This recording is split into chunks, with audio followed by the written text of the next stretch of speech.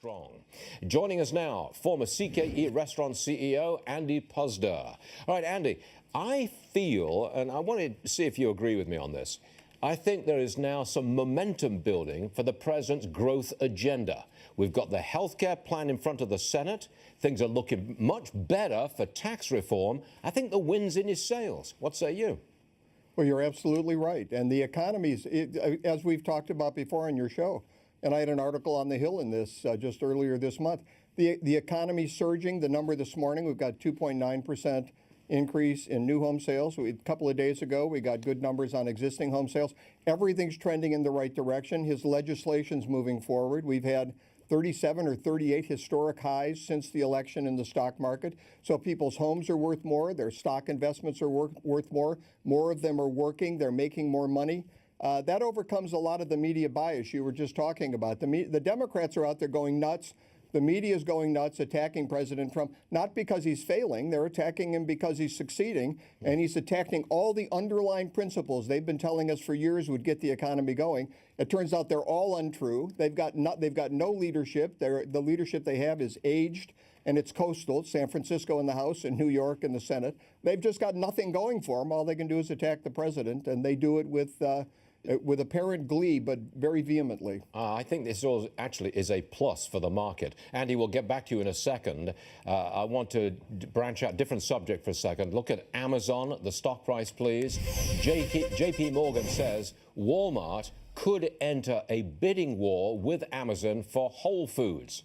There's also some talk that Amazon's just getting too big, too powerful. They need to be broken up or in some way reined in. Here's what Commerce Secretary Wilbur Ross had to say about that. Roll tape. Well, I haven't seen anything that Amazon has done that would qualify remotely for antitrust consideration.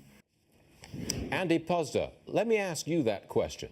Do you think that Amazon is too big, too powerful, and should be reined in or broken up? Not at all. I agree with Wilbur, with Secretary of Commerce Wilbur Ross. He's got it absolutely right.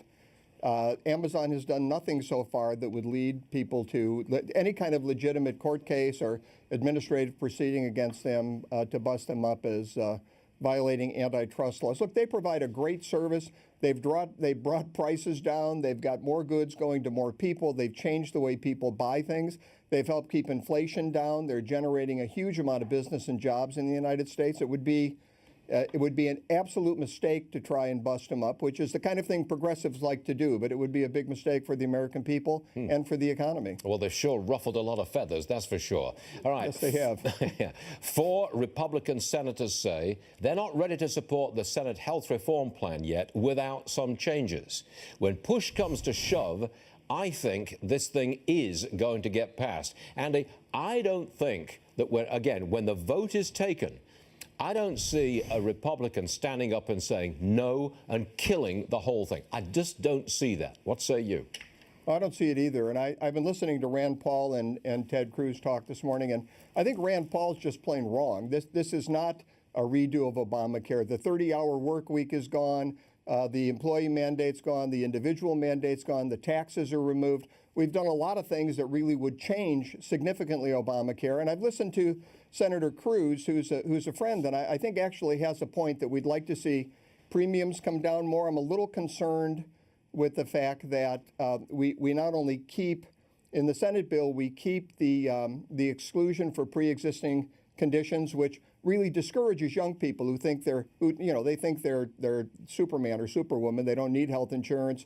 They can get care at the emergency room for free, and if they get sick, they'll just sign up when they get sick. The House tried to address that problem and incentivize people that might end up with pre-existing conditions to buy insurance by putting in a 1-year penalty of 30%. The insurance companies could charge a 30% premium. I'm not even sure that's enough to discourage people, to encourage people to buy insurance. But the Senate doesn't address it at all, so that's kind of a concern. But I think that can be handled in the negotiation. Yep. I think that's what these senators are trying to do. It'll be handled when we have the conference on the bills. But no, I don't see the Republicans opposing this. If enough Republicans to get to 50, so that if we need the vice president to step in, it passes. I just can't see him repudiating. I just can't see it. Andy Puzder, always a pleasure. Thanks for joining us, sir. Thanks, Appreciate Stuart. it. Yes, sir. My pleasure. To the market.